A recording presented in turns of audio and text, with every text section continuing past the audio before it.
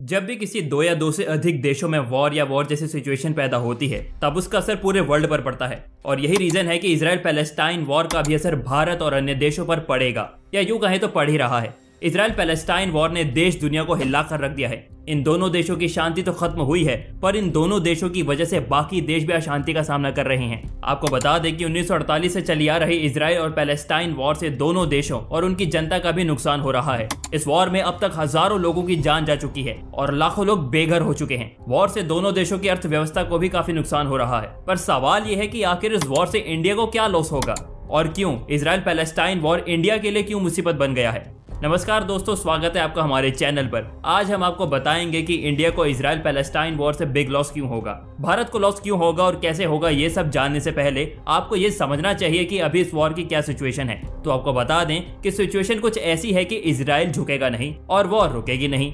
जी हाँ, आपने सही सुना। आज की तारीख में वॉर अपने चरम सीमा पर है। आपको याद होगा कि यूएस ने अफगानिस्तान में कुछ रॉकेट गिराए थे, पर आपको जानकर हैरानी होगी कि यूएस ने जितने रॉकेट अफगानिस्तान में एक साल में फेंके थे उतने रॉकेट इजराइल ने गाजा पर गिरा दिए हैं, वो भी मात्र 15 दिन में। जी हाँ, यानी कि 6000 प्लस रॉकेट अब तक गिराए जा चुके हैं। पैलेस्टाइन की आवाम की हालत काफी ज्यादा खराब हो चुकी है। टर्किश न्यूज ने ऑफिशियल डेटा को कोट करते हुए बताया है कि इजराइल के ऑपरेशन आयरन स्वॉर्ड में अब तक 4305 पैलेस्टाइन, जिसमें से 1756 बच्चे और 1000 वुमेन मारी जा चुकी हैं। ये सब सुनने में जब इतना खतरनाक है तो जिन पर बीत रही है उनका क्या हाल हुआ होगा, ये सोचने की बात है। अब आपको बता दें कि कैसे इजराइल पैलेस्टाइन वॉर से इंडिया को बिग लॉस होगा। आपको बता दें 2023 की G20 समिट में इंडिया से IMEC ट्रेड का रास्ता साफ हुआ था और उस ट्रेड से भारत की इकोनॉमी काफी मजबूत होती। पर अब जब इतनी बड़ी वॉर सामने आई है उसमें यह साफ दिखाई दे रहा है कि सिचुएशन में ट्रेड का ये प्रोजेक्ट हॉल्ट कर दिया जाएगा।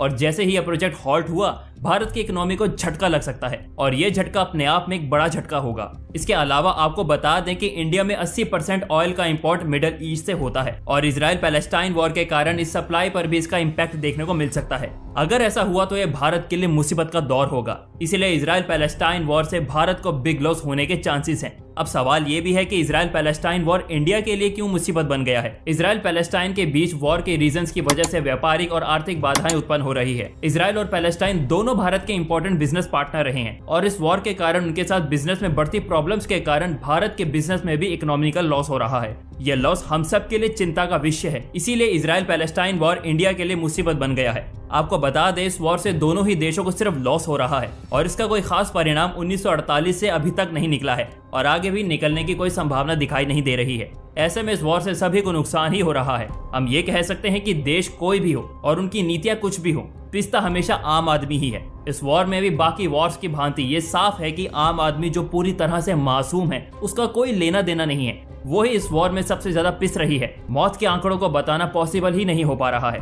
कितने मासूम बच्चे, औरतें और आदमी इस वॉर का शिकार हो गए जिनका उनसे कोई लेना देना ही नहीं था। उनका गुनाह सिर्फ इतना था कि उनका जन्म इजराइल और पैलेस्टाइन में हुआ है। इस वॉर में दोनों देशों के राजनेता, मंत्री और अन्य दल अपनी अपनी सियासी रोटियां सेक रहे हैं और अपना सियासी दम दिखा रहे हैं, पर इस दम ने आम जिंदगियों को पूरी तरह से तहस नहस करके रख दिया है। और जो तस्वीरें दुनिया के सामने आ रही हैं वो पत्थर से पत्थर दिल को भी पिघला सकती हैं। पर राजनीतिक दल अपना अपना दम दिखाने में लगे हैं। कोई भी किसी से कमजोर नहीं पड़ना चाहता है और इस चक्कर में आम जिंदगियां गाजर मूली की तरह कट रही हैं। उनकी साइड लेने वाला कोई नहीं है। आपको बता दें, भारत ने इस वॉर में आम जिंदगियों को बचाने की कोशिश की है और वॉर स्टेशंस पर जरूरत की चीजें जैसे फूड, दवाइयां, कपड़े और कुछ अन्य मदद देने की कोशिश की है। खैर, वॉर की वजह कुछ भी हो, कोई भी राजनीतिक दल हो, उसको ये सोचना चाहिए कि उसकी जनता मासूम है, उन लोगों ने कुछ नहीं किया है, तो उनको मौत के घाट उतारने का क्या फायदा।